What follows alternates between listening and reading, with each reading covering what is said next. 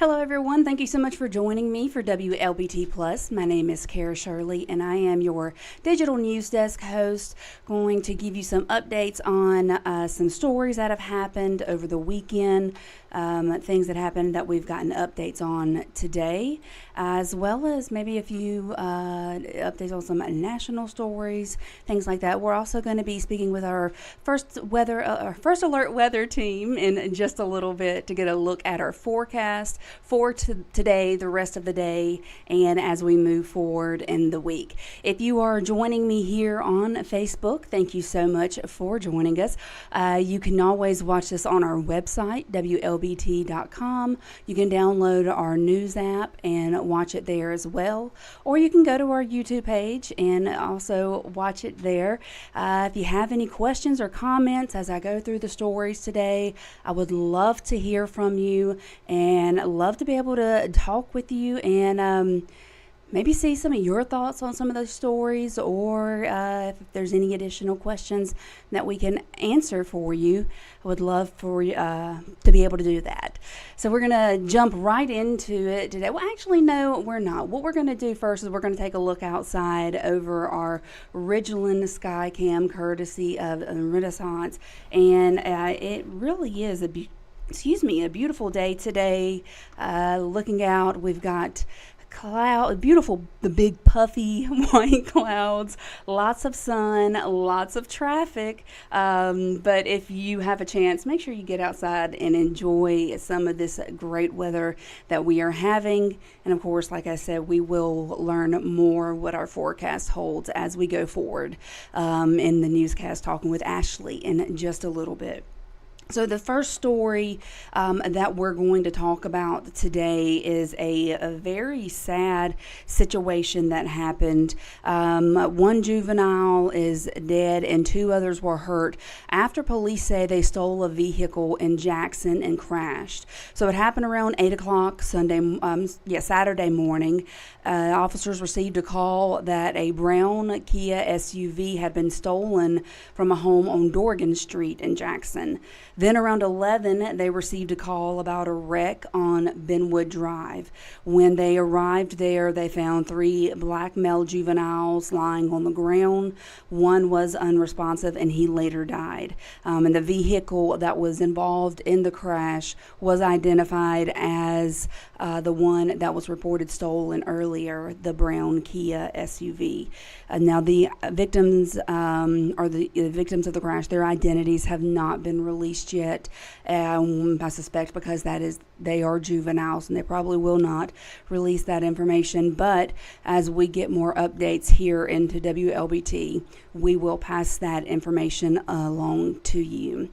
Now, something big that a lot of people are talking about is the body parts that were found over in the Flowwood. They discovered some human remains in a small lake Sunday over in Flowwood, and it happened off of Mangum Drive. I'm going to take you to see that right now.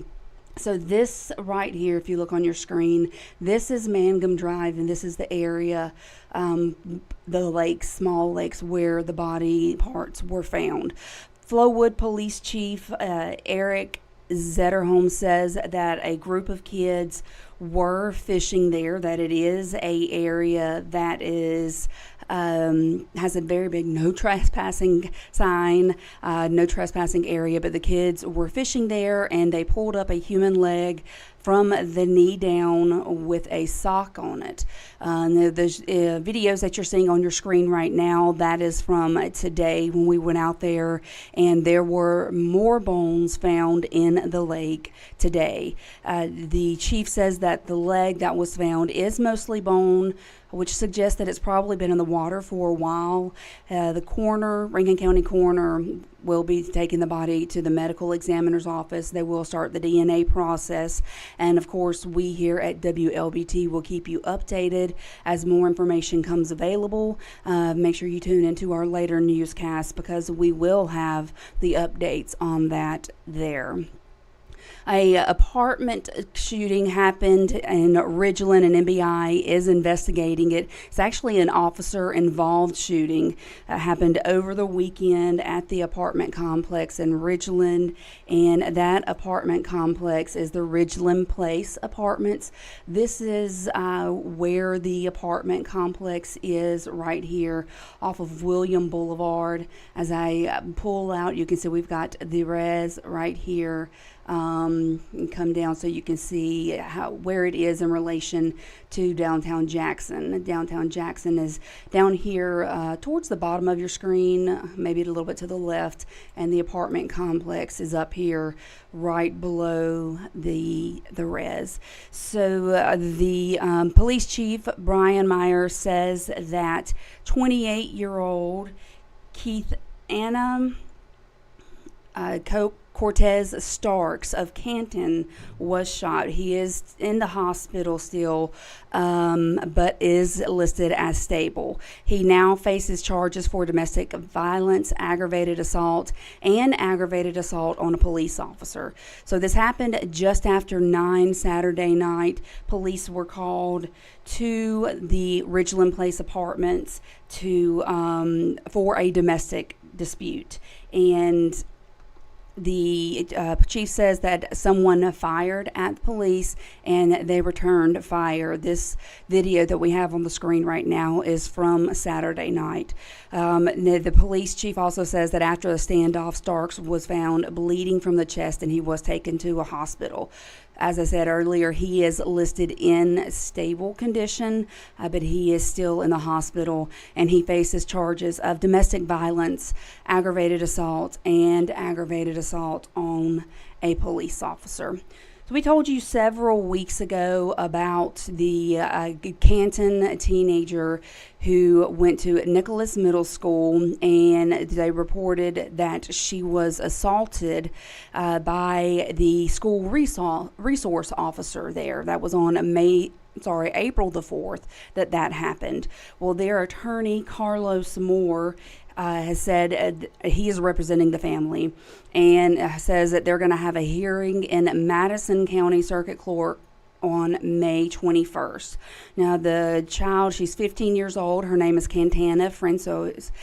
She was assaulted on April the 4th. Her mother says the officer stopped her daughter in the hallway for wearing headphones, then allegedly dragged the girl by her hair, choked her, and verbally assaulted her.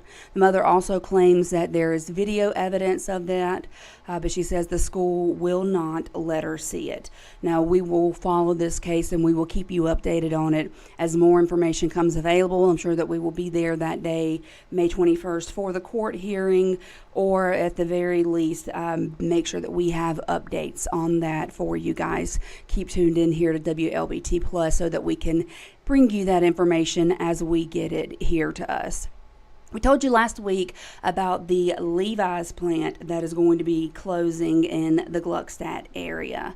They announced that they were going to be winding down operations at that facility, and they said accelerating operational costs and infrastructure needs are the reason for closing this plant.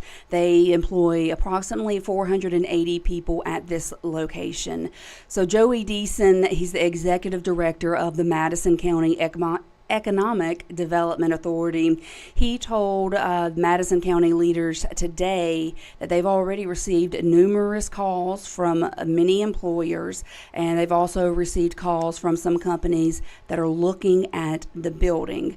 Joey Deason said that the main goal is to put together a strategy that includes doing a job fair for the employees as well as the local community. So anyone who is interested in finding new employment, they would be able to come to this job fair, and hopefully it can help them out. Now, Deason did say that he's been hearing rumors for about 10 to 12 weeks that the plant was going to close, but didn't have any information until Levi's corporate reached out to him last Thursday. So they didn't provide a timeline as to when they're going to close. They said that they would release more information as they could release that information. And of course, we will give you more information as it comes in here to our station. April was a very, very active month when we're talking weather-wise. So the United States is now had the second highest tornado count in April on record. So it's the second highest in that month on record. According to the National Weather Service, they said there was at least 300 tornadoes across the U.S. in that area. On average, they say there's about 182 tornadoes reported during April. So far, 2024's first violent tornado was an EF4 that struck Oklahoma on April the 27th.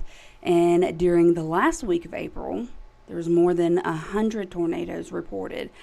That is a lot of tornadoes. I remember a few years back, it was Easter Sunday, and there was some very, very violent weather, some storms that came through, especially where I live I live here now, where I lived over in the Meridian area, and it was very scary. So to know that even this past April was stronger than that month, which I remember it being a very, very, very bad month, is wild.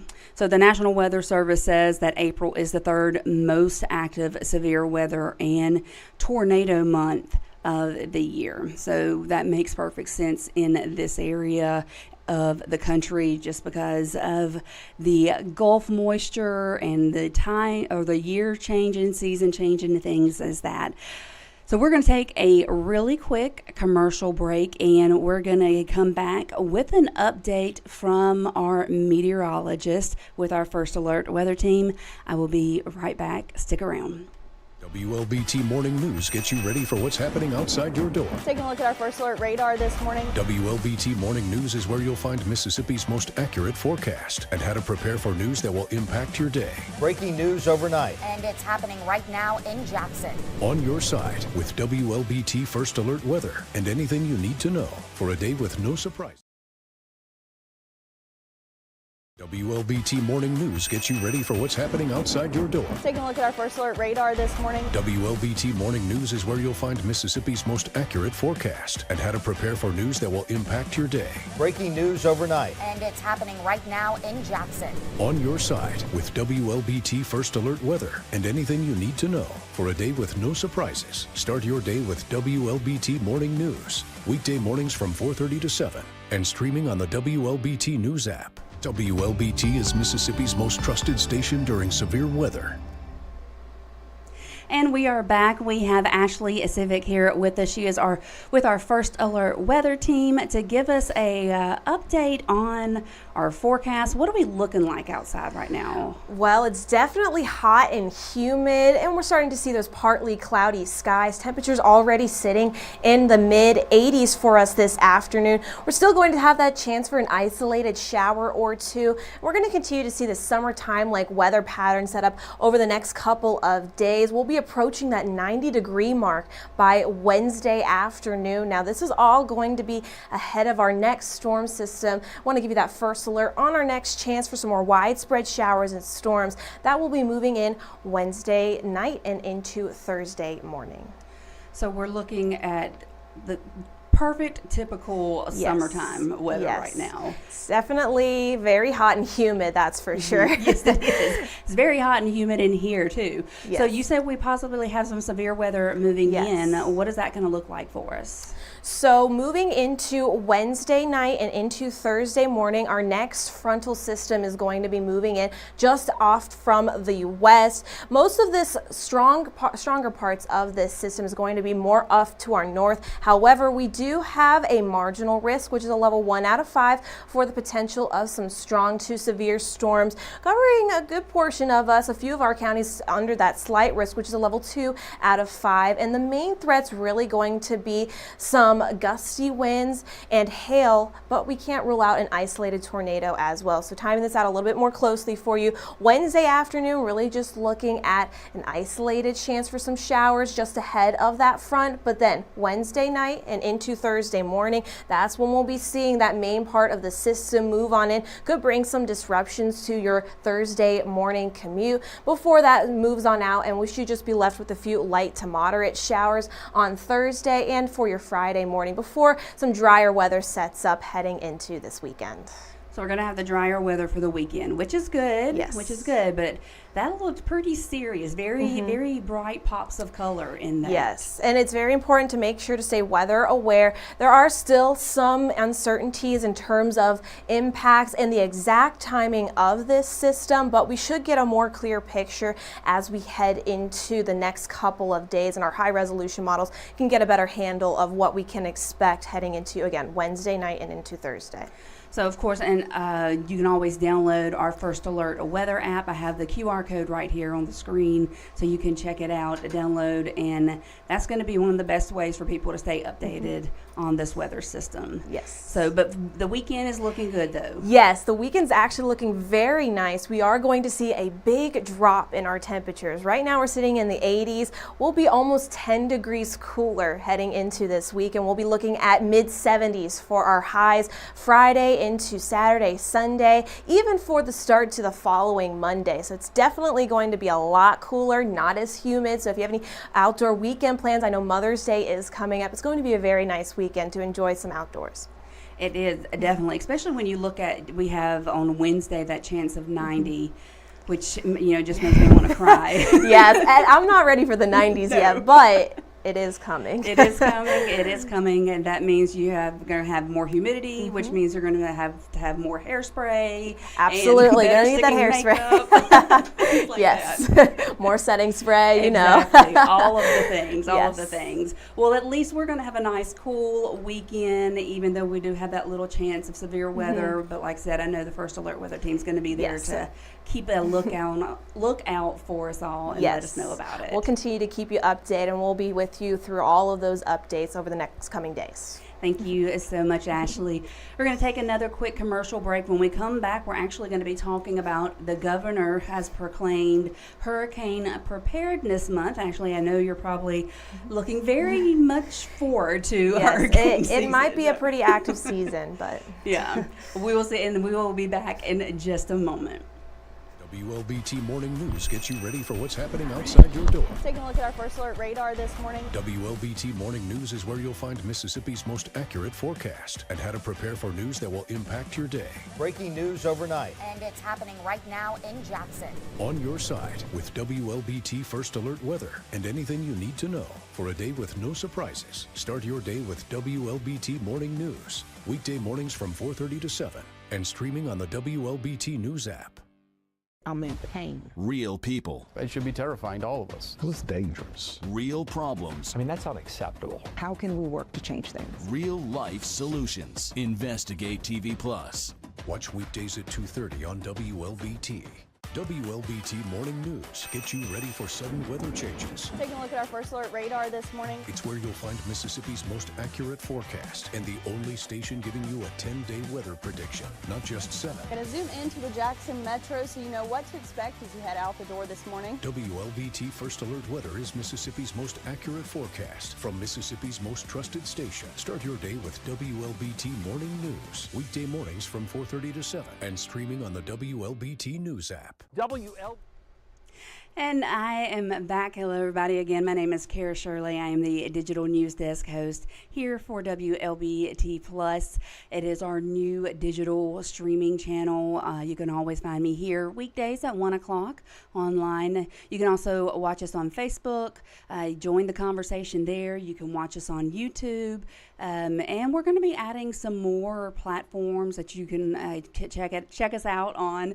But the main one that you will always be able to find on WLBT on is our app, our website, WLBT.com. And of course, you can download our app and watch it live there. Not only can you watch it live, but you can watch all of our newscasts on demand right there on WLBT Plus.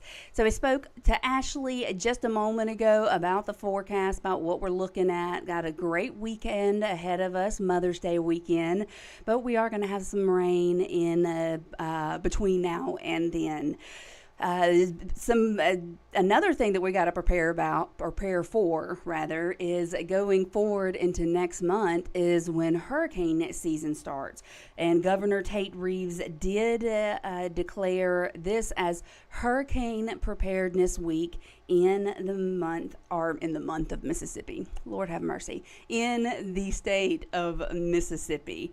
So the MEMA is urging you to go ahead and get ready. Don't wait for the hurricane to be coming to, say that it's headed our way. Let's go ahead and get prepared for these things. You know your risk. Prepare before hurricane season. Understand forecast information. Get moving when a storm threatens. Stay protected during storms and use caution after storms. These are all some of the subjects that they're going to be covering during the Hurricane Preparedness Week. The final day of the week, Saturday, is a Take Action Day. MEMA also has a new hurricane guide to help you prepare, and you can check that out on their website.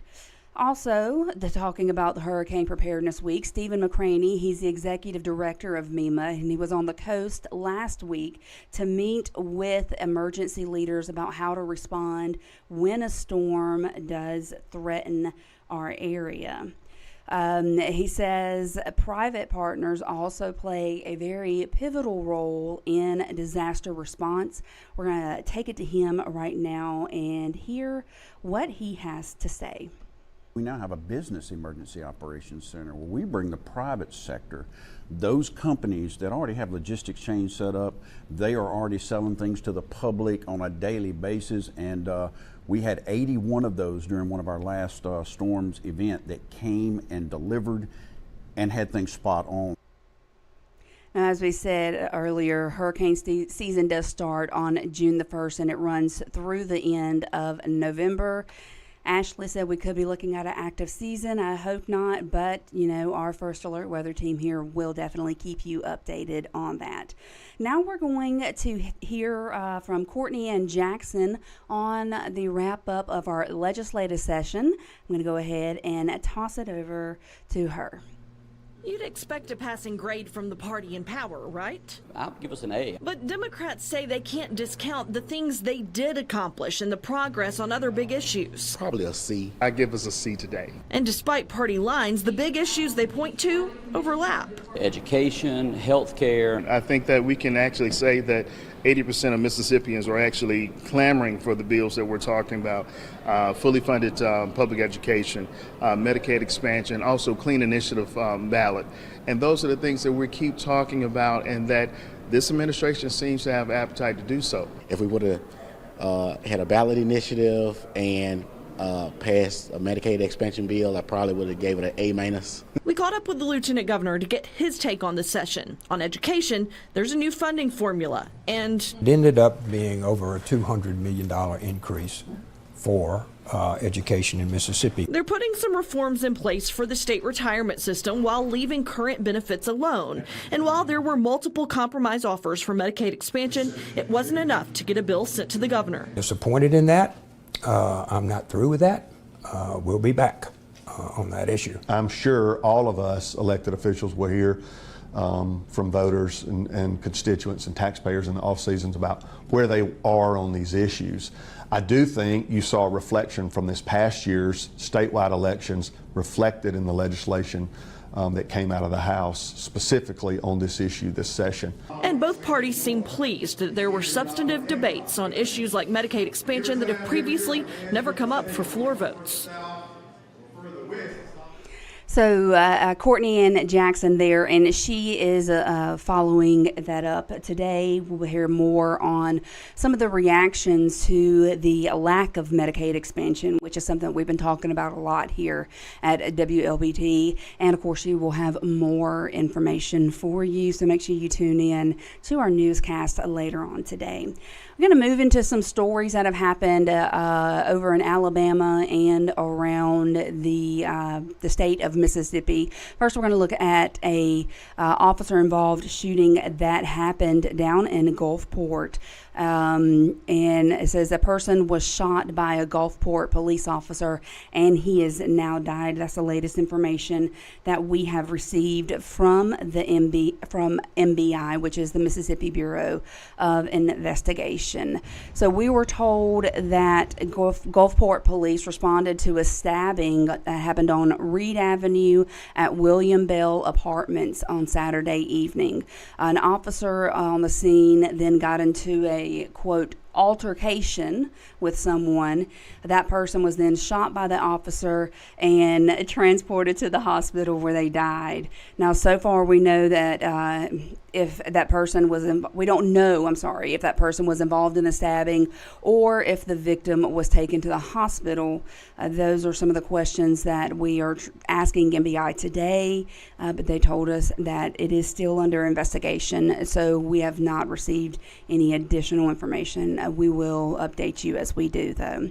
Now, I don't know if you remember, but several weeks back, the Alabama State Supreme Court decided to not revisit a case that led them to rule an embryo is a person, or at least that was ruled several weeks back.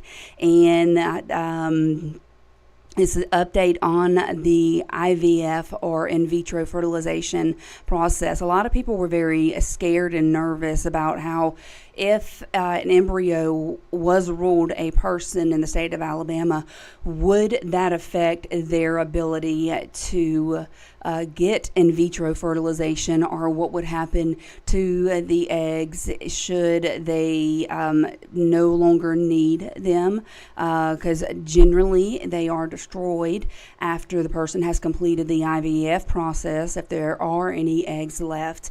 And with this ruling an embryo a person, could those doctors, the healthcare workers, or even the parents, could they be charged with a crime for the destroying of the embryos if they were said that they were a person? Well, 7 justices gave no opinion on this, while 2 disagreed. Justice William Seller says that the case should have been reheard to, quote, highlight the various loose ends left dangling by this court's opinion. Like I told you, in February, they ruled that embryos are children. It caused the state's largest IVF treatments to stop care, fearing the lawsuits that would happen when handling those embryos.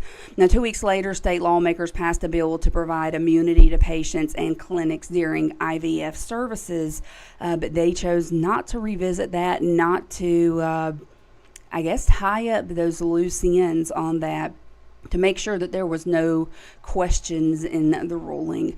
Will they decide to do that in the future? We don't know, but that is the latest on the Alabama IVF.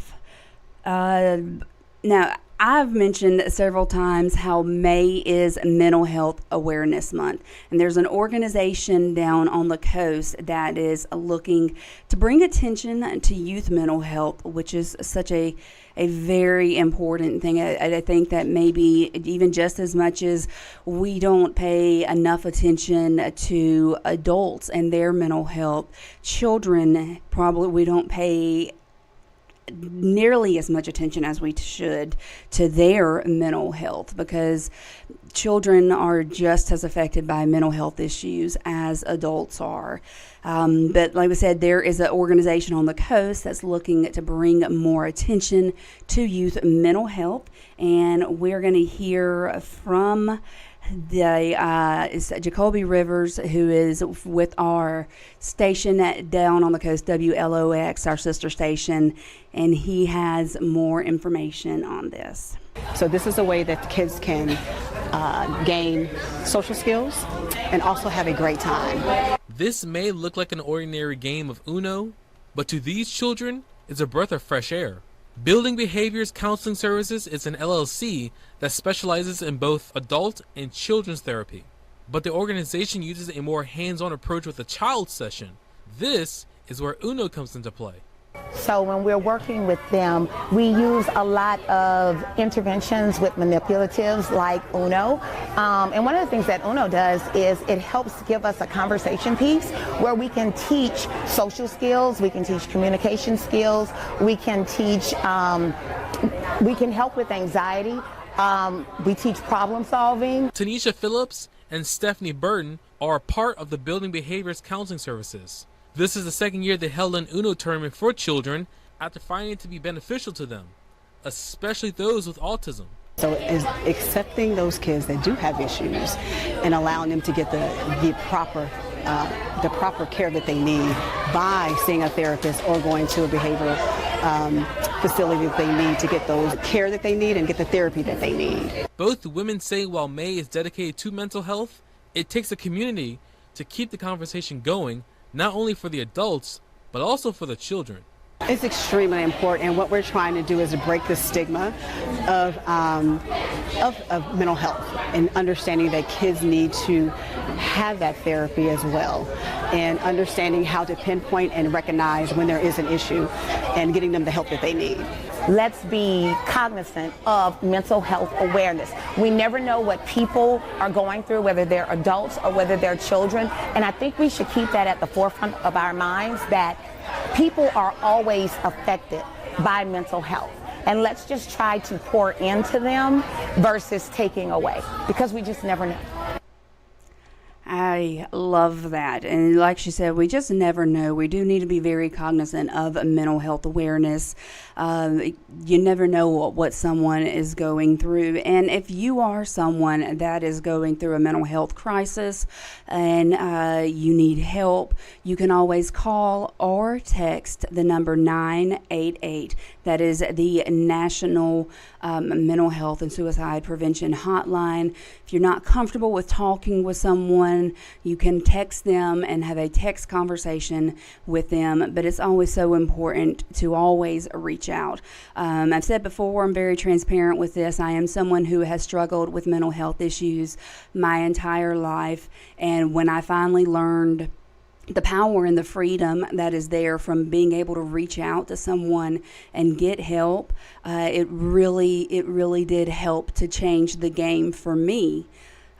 Personally, in my struggles with mental health. So reach out if you are struggling. If you know someone that does struggle with mental health issues, reach out to them, especially this month, but also the other 11 months of the year. And again, like I said earlier, if you are experiencing any type of mental health crisis or issue, you can always call or text the number 988. It is a national hotline for people that are struggling with mental health issues or considering suicide. So please reach out during this month. Now, some national news right now coming from Ford. They are recalling more than 242,000 Maverick pickup trucks. Now, according to the National Highway Traffic Safety Administration, says the tail lights can fail to illuminate, which poses a potential safety hazard. Sometimes it's hard to say words, right? The issue doesn't affect the brake lights or turn signals. The recall covers Maverick pickups from 2022 through 2024. So just be aware of that. If you have a Maverick pickup truck, you could be part of the recall. Now, I wanted to talk a little bit more about the digital news desk here, kind of explain to you guys what it is, what I'm doing. If you see me looking away, not at the camera, looking down, things like that. Here with the digital news desk, it is just me in here, and I am the one starting all the videos, or taking a look at the camera or the video, the screen. I'll get it out in a minute, where we can see the map of areas that maybe a crime or story, something like that, has happened. And I'm a digital dork, I guess you could say. I do really love diving into stuff that has to do with social media and digital platforms, social platforms, things like that. So I really love being here, and I love being able to connect with our viewers. So if you are watching this on Facebook Live, please, if you have any comments, any questions, you're more than welcome to put them there. We're also on YouTube. You can check us out over there, and you can if you have any comments or questions, you can post them there as well. I do have them both up right here on my screen, so I can see them and keep an eye out for anything or any questions that may pop up. Also, the way you can always check out WLBT Plus and anything that we have to offer is by going to our website, WLBT.com, and then, of course, our app, WLBT. Download the app. You can get notifications on breaking news, and you can watch any of our newscasts, including WLBT Plus. They're on demand at any time. So if there is any newscast that you missed, or really anything, go check it out at WLBT Plus. That's going to be your best place to go to watch all of our newscasts and things like that. So today is National Nurses Day, and if you know a nurse, make sure you tell them thank you. Nurses, nobody works harder than a nurse in a hospital. And maybe I'm biased for saying that because I do have some nurses in my family, and I know a lot of really great nurses, my sister-in-law being one of them. I know a ton, but they are some hard workers.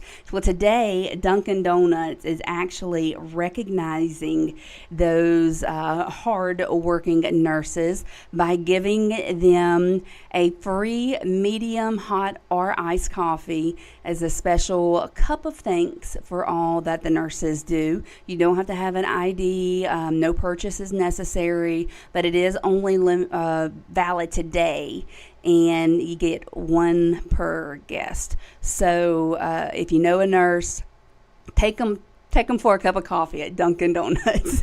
It won't be on you, it'll be on Dunkin' Donuts, but you can still take them, let them get a cup of coffee.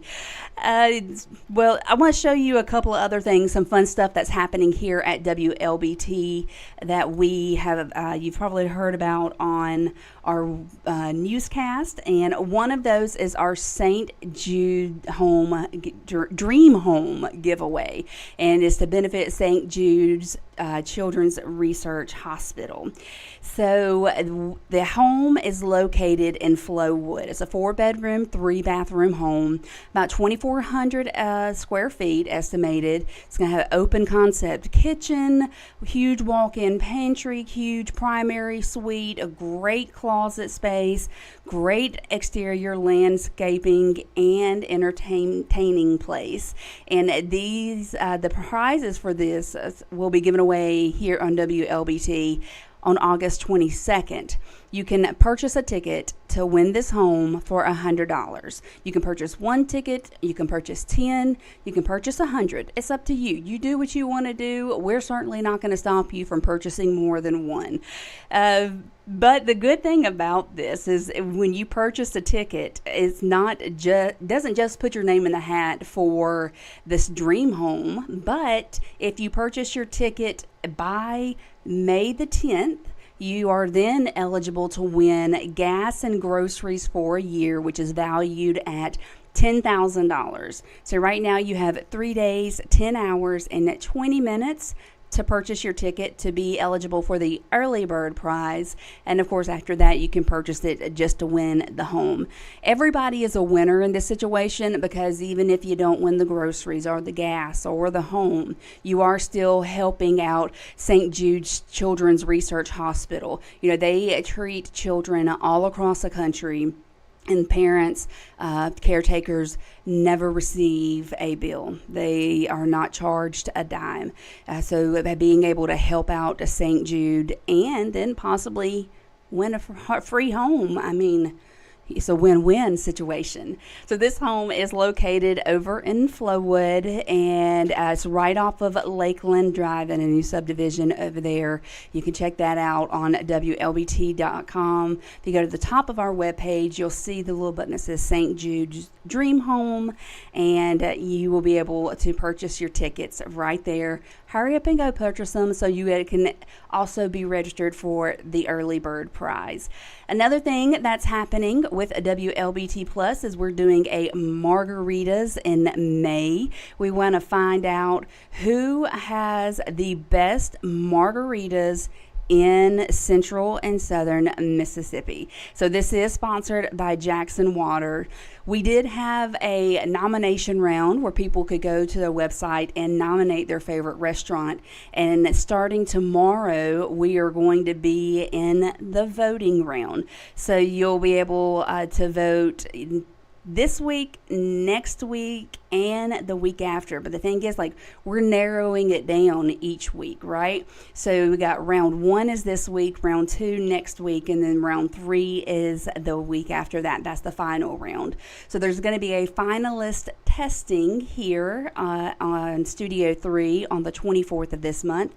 And then the winner is going to be announced on the 28th of May, which is also Taco Tuesday. How appropriate is that? Margaritas in May, winner announced on Taco Tuesday. So make sure you go to WLBT.com starting tomorrow to vote for your favorite restaurant, and then make sure you come back and vote for them as many times as it will allow you to, so that you can, or they can, get the prestigious title of having the best margaritas in Mississippi. Also, it's about helping local businesses, and that's what we really love about this, is we're highlighting and helping out some local businesses. We're also highlighting seniors on our page and on our newscasts, and during commercials all over WLBT. So it's our 2024 Senior Salute. If you have a senior that is graduating, you can go to the website and you can enter their information. You can the name of their school, all of your info, submit that, and then we have them here where we will salute them. We will honor them. Getting that high school diploma is such a great achievement, especially in the life of a young person. And so we want to make sure that they are seen and they feel special and feel heard and everything. So we got a few of them here. We've got this guy here. He is Weston Kennedy. Well, that made it a little smaller. Let me just go back here. Weston Kennedy, he's a valedictorian at Mize Attendance Center. We have salutatorians here. We have, here's a salutatorian from Pelahatchie High School, and a valedictorian, Peyton Sanders here from Pelahatchie. So if you have a senior, go to our website, WLBT.com, enter their information so that we can tell them how proud we are of them as well. So before we go, I'm going to take a quick look outside to see what we're looking at from the WLBT studios here in downtown Jackson. If I get my camera to load up, I promise I will show you. Here you go. So this is what we're looking like over downtown Jackson. It's still a beautiful day out there, and beautiful day in the capital city. So I hope that you get the chance to enjoy this beautiful day. That is it for WLBT Plus. I will be back tomorrow at 1 o'clock, and I really hope to see you then. Hope you guys come join me then. And like I said, make sure you download our WLBT app so you can get those notifications when we go live, or get the notifications on any of our breaking weather. And then, of course, if you watch us on our social media platforms, if you have any questions or any comments or anything like that, you can leave those there. And I promise you, I am watching them, and I will be responding. So you guys have a great day, have a great Monday, and I will see you tomorrow. Bye-bye.